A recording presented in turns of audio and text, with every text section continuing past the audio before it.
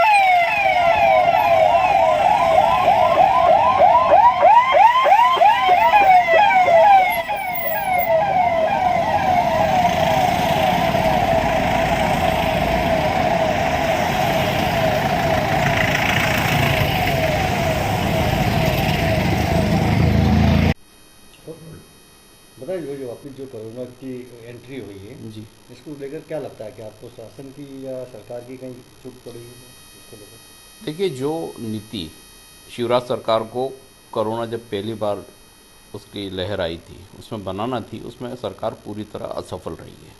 सरकार निश्चित हो गई थी कि कोरोना की लहर समाप्त हो चुकी है और कोरोना पलट के नहीं आएगा, लेकिन नतीजा इसका बिल्कुल उल्टा हुआ और अनेक देशों में ऐसा हुआ कि कोरोना की second, third, fourth layer I है। लेकिन हमारे यहाँ की सरकार कोरोना को रोकने का एक ही विकल्प समझती है कि लॉकडाउन कर दीजिए तो कोरोना रुक जाएगा, जबकि सारे संसार में लॉकडाउन इसलिए किया गया कि कोरोना से लड़ने की तैयारी हो सके, यानी हॉस्पिटल तैयार हो सकें, बेड तैयार हो सकें, और उसके बाद लॉकडाउन खोल दिया गया ताकि व्यावसायिक गतिविधि भी प्रभावित ना हो और लोगों को तकलीफ ना हो। कोरोना को रोकने का एक ही विकल्प है सोशल डिस्टेंसिंग, मास्क लगाना, और जो लोग इससे पीड़ित हो रहे हैं उनको शहर से बाहर इलाज की व्यवस्था करना ताकि वो आम भीड़ में ना रह पाएँ। और इसके लिए सबसे ज़्यादा ज़रूरी है कि टेस्टिंग लगातार हो, 24 घंटे हो। इस ओर सरकार का बिल्कुल ध्यान नहीं है। हमारे यहाँ टेस्टिंग ना के बराबर है, सिर्फ आंकड़े प्रस्तुत किए जाते हैं कि इतने आंकड़े हो गए, आप 500 हो गए, 600 हो गए।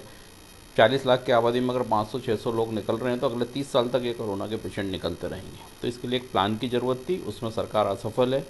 सरकार लॉकडाउन लगा के अपनी नाकामी छुपाना चाहती है। लॉकडाउन से एक तरफ देश भी बर्बाद हो रहा है, मध्य प्रदेश भी बर्बाद हो रहा है, लेकिन कोरोना नहीं रुक रहा है, क्योंकि कोरोना से संक्रमित व्यक्ति लगभग 7 से 14 दिन के बीच में उससे बाहर आ पाता है।